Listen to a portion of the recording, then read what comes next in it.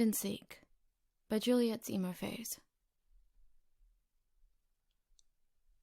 Harry stood with his back pressed against the cool white tiles, begging his vision to stop swimming in the low light of the men's toilet. The baseline pulsed from outside the door, adding to his disorientation, and he hiccuped angrily. He needed to get a grip. So what if Cormac was here? It had been a couple of weeks. He could deal with seeing him again, surely. He wasn't some delicate flower. Except, he was already feeling like a third wheel anyway with Seamus and Dean, and had probably indulged in one too many shots before he'd caught a glimpse of that curly light brown hair. Harry was pretty certain Mac hadn't seen him in return, but honestly, he'd dived into the loo so fast he couldn't really swear either way. Shame burned through him. He'd had a few breakups before, but Cormac had been his first serious boyfriend. The one he'd introduced his mates actually as his boyfriend. The only one he'd gone on holiday with, talked about a future with. Only to be dumped out of the blue, for no real reason, over the phone. Bastard, Harry muttered bitterly, and took a swig of the beer he was still holding, pressing the heel of his other hand into his eyes. Harry had demanded an explanation, been desperate to fix whatever was wrong, but Mac just kept saying he wasn't happy anymore and that it wasn't working.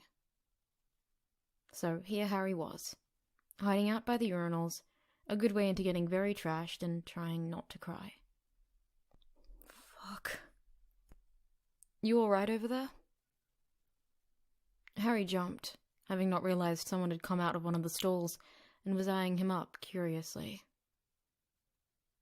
Harry blinked as embarrassment crept up his neck. This guy was gorgeous. White blonde hair, tall, slim but not too skinny, and grey eyes that danced even in the shadowy light of the loos. He was drying his hands on a couple paper towels, looking at Harry and waiting for a response. Yeah, he said tiredly. I'm fine. Just drinking in the toilet by yourself for kicks. The guy's mouth twitched up at the corner, and he dropped the paper into the bin beside him. Harry laughed.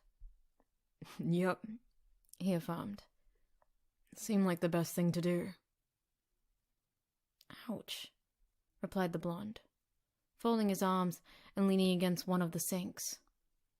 The alternative must have been pretty dire. Harry bit his lip, then took another swig of beer.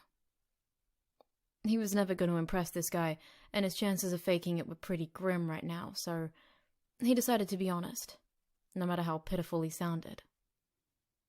This night couldn't get much worse.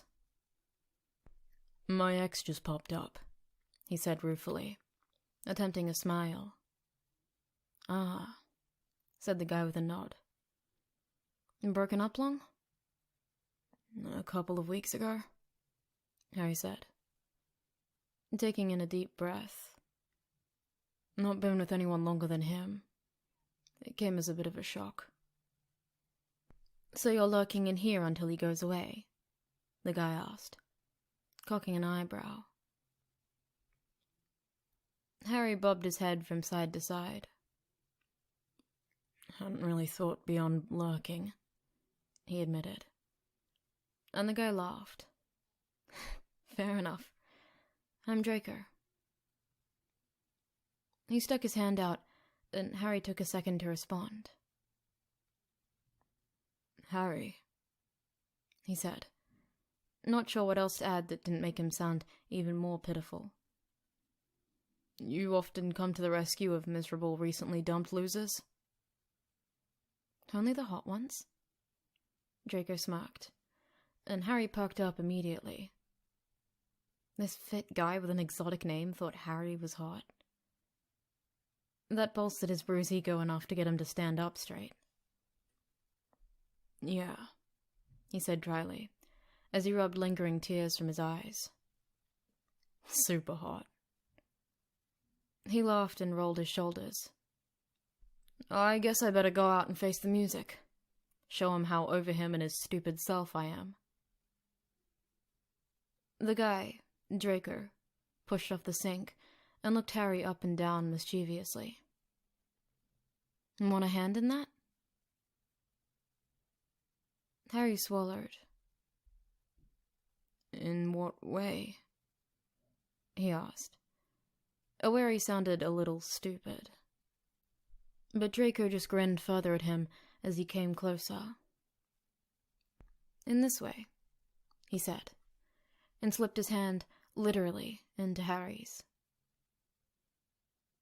He looked down and tried his best not to sway.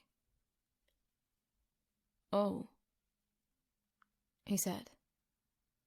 If you want. And suddenly, Draco didn't sound all that confident. So Harry hurriedly squeezed his fingers and beamed up at him. What I meant, he explained, is, would you really do that for me? We've only just met. What can I say? Said Draco with a shrug, but looking happier again. I've got a soft spot for the underdog. Come on, let's go get you another drink. So Harry let himself be led back into the main throng of the bar, grinning despite himself as this beautiful man guided him up to the bar where they joined the couple of layers of people waiting to get served.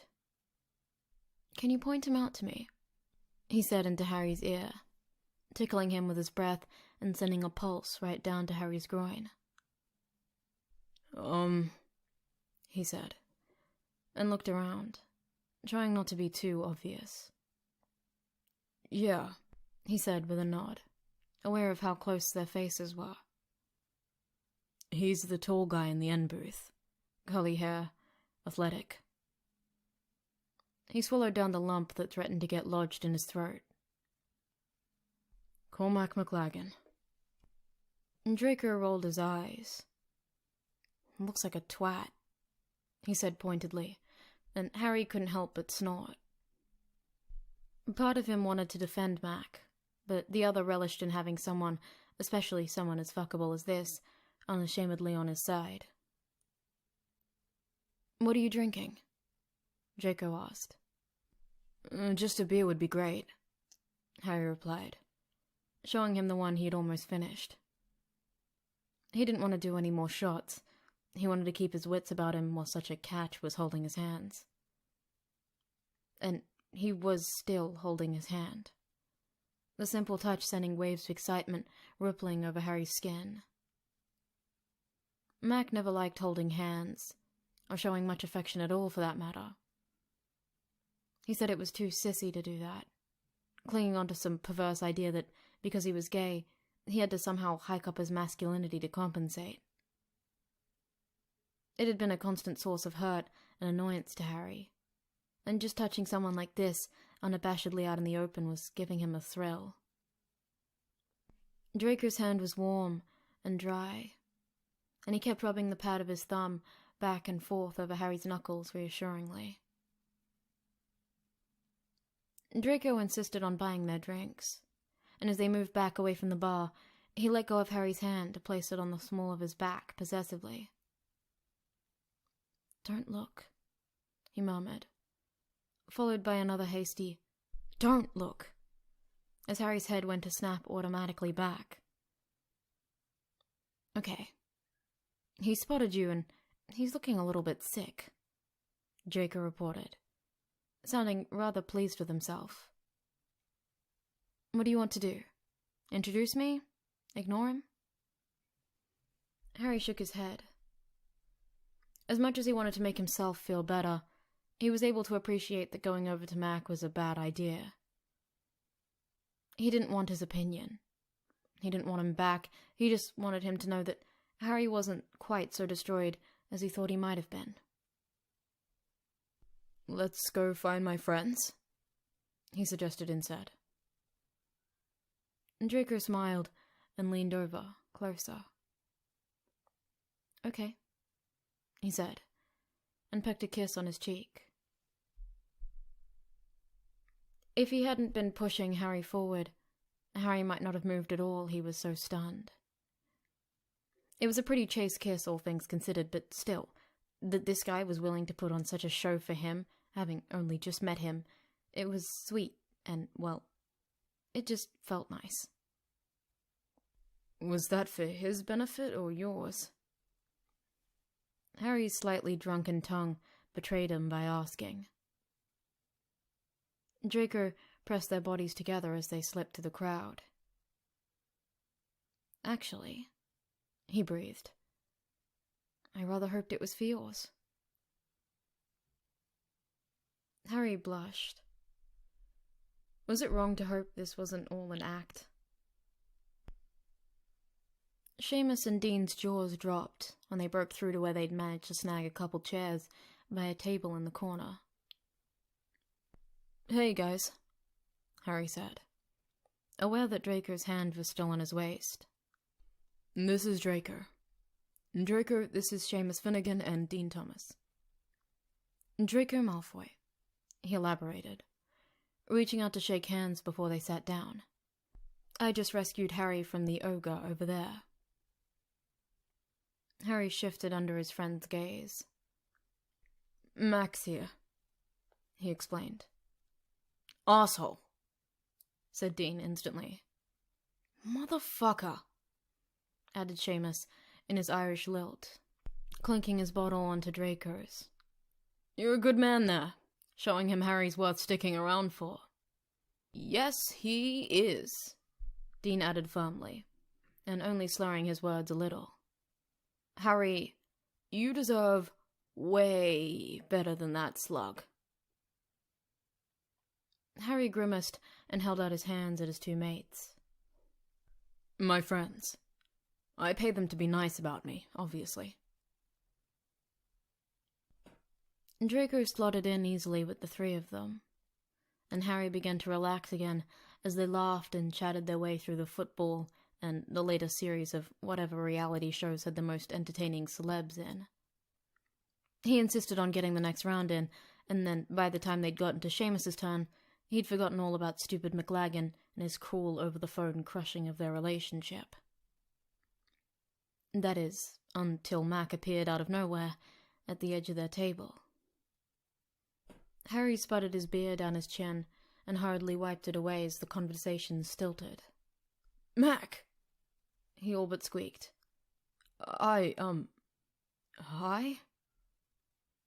Hi, Harry, he said, eyes flicking to Draco. How you doing?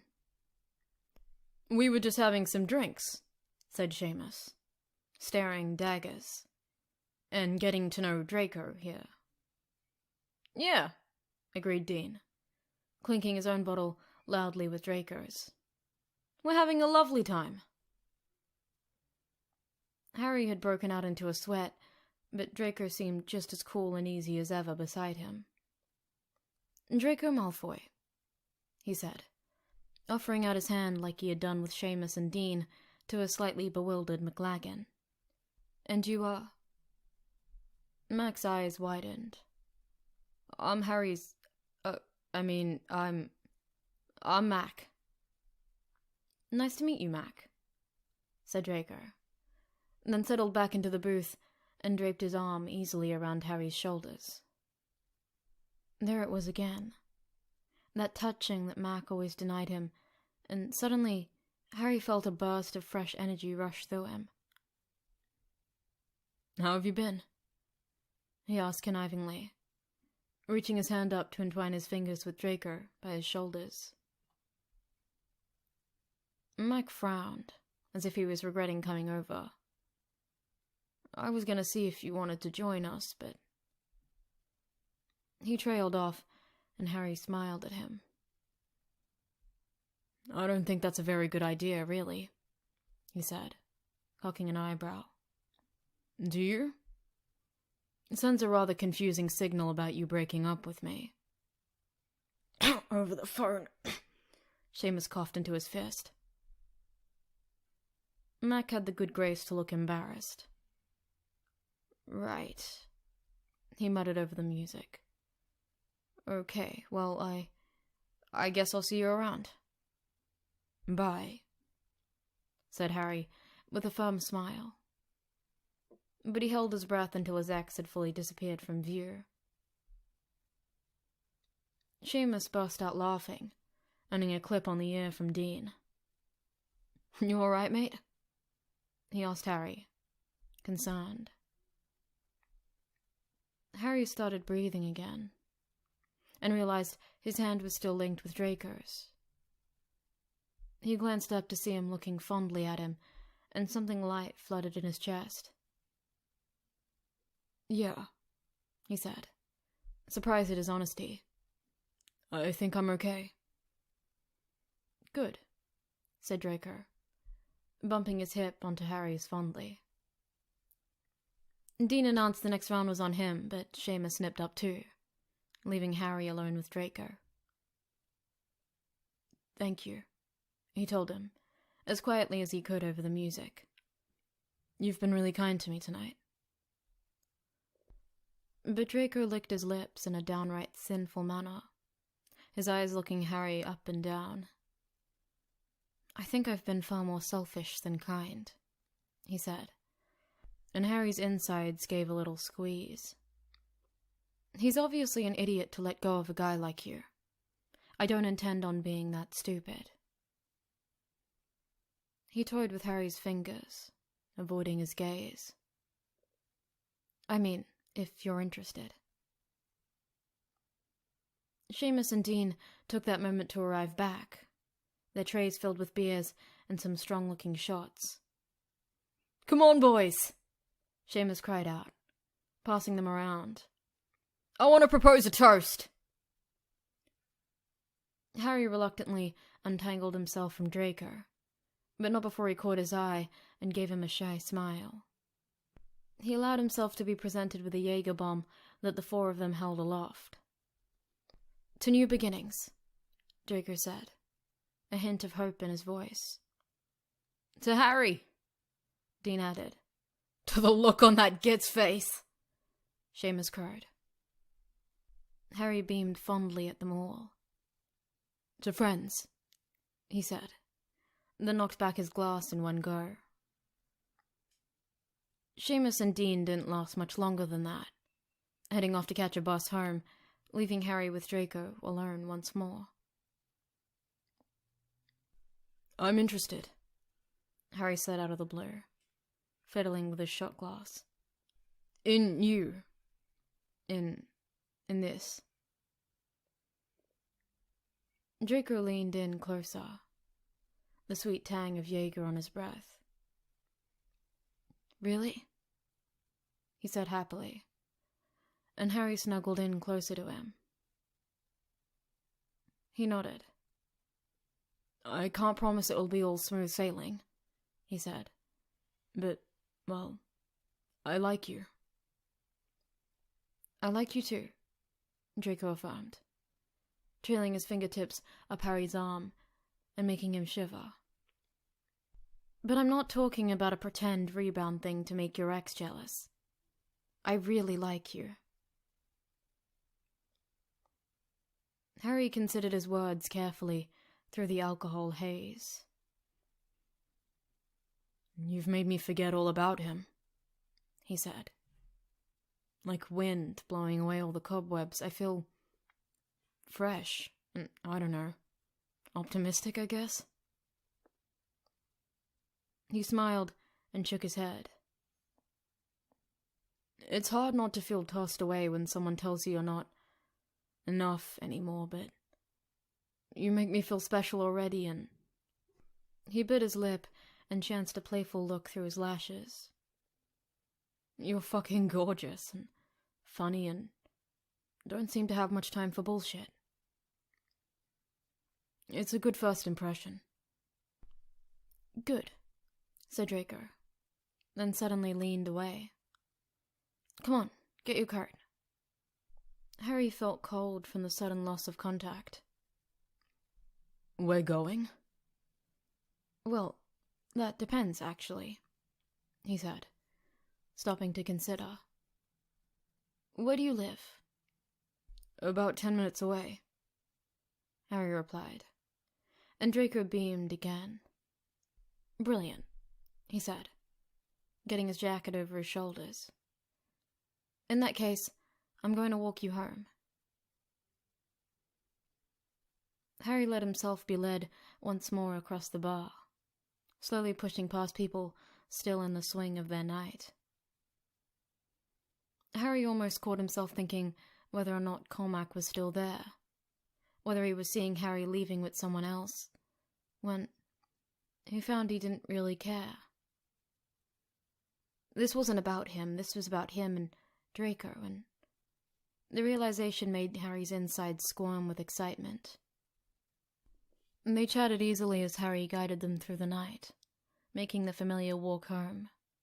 Draco pointed out a constellation he owed his name to, near the Big Dipper, and Harry made some quip about him being written in the stars before he realized what he'd said. Draco, though, looked pleased. "Oh, you better believe it's fate," he said with a wink. "A guy like me doesn't pop up just by chance." Harry was a nervous wreck by the time they got to the front of his building, fumbling with his keys. He said eloquently. "Do you want to come up for another drink?" Draco stepped in closer, touching his hands to Harry's elbows, stilling him from where he hadn't even realized he'd been shaking so much. "Not tonight," he said. "No?" Harry couldn't hide his disappointment, but Draco came in even closer and moved his left hand up to caress Harry's face. "No. I don't think we should rush this. There's no need to race through everything on the first day." Harry licked his lips. "Right," he said evenly, but he was spiraling down quite quickly into rejection territory. "Call me crazy," Draco said warmly, "but I'd like you to remember our first night together. Every single moment of it." He swept his thumb over Harry's cheekbone, and suddenly, Harry didn't feel so dejected. He felt like he was on fire. "Are you busy tomorrow?" Draco carried on. "We could spend the day together." Harry nodded. "No. I mean, yes. I mean, no, I'm not busy, and I'd love to spend the day together." Draco chuckled and brushed a lock of Harry's unruly black hair back from his forehead. "I'll come around about 10ish, yeah? I've got your number if anything comes up." "You do?" Harry asked. He didn't remember giving that over, but Draco smirked. "Dean made sure I had it earlier," he said, and Harry couldn't help but grin. "They really care about you, you know. It's not hard to see why." Harry didn't trust himself to speak. He just stared up into those silvery grey eyes. Draco brought his right hand up and cupped the other side of Harry's face, and Harry brought his own hands up to rest on either side of Draco's hips. Harry felt his eyes flutter closed as Draco inched a little closer to him, and then the kiss was perfect, warm and soft and moist. Draco gently parted his lips a little, molding them into Harry's, settling into a perfect rhythm that had Harry thinking they'd been doing this forever. And yet, the fireworks going off in his chest let him remember just how brand new this was. He leant in, eager for more, and Draco was happy to oblige. After a while, he was very proud to be the one to pull away. "Night, Draco," he said softly. "See you tomorrow." Draco's lazy smile illuminated his face under the starry night sky. "See you tomorrow, Harry," he promised. "Sleep well." "You too," Harry said, as he let him go and watched him walk away.